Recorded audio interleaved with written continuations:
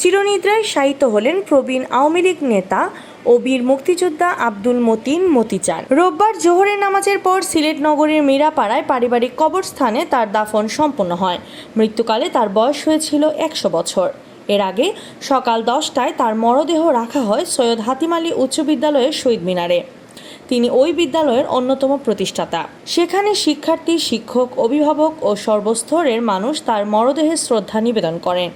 বিদ্যালয়ের প্রতিষ্ঠাবৃন্দ, বিদ্যালয় পরিচালনা কমিটির সভাপতি ও Sylhet city corporation councillor Azadur Rahman Azad এবং ভারপ্রাপ্ত প্রধান শিক্ষক অন্যান্য শিক্ষকরা তার মরদেহে শ্রদ্ধাঞ্জলি অর্পণ করেন। শ্রদ্ধা নিবেদন শেষে বীর মুক্তিযোদ্ধা মতি চানকে রাষ্ট্রীয়ভাবে গার্ড অব অনার দেওয়া হয়। গার্ড অব অনার শেষে বিপুল সংখ্যক মুসল্লির উপস্থিতিতে জানাজা হয়।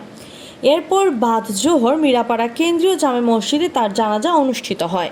উল্লেখ্য, বীর মুক্তিযোদ্ধা আব্দুল মতিন মতিচান শনিবার সন্ধ্যায় আনুমানিক 5:30টায় চিকিৎসাধীন অবস্থায় সিলেট ওসমানী মেডিকেল কলেজ হাসপাতালে ইন্তেকাল করেন। ইন্না লিল্লাহি ওয়া ইন্না ইলাইহি রাজিউন।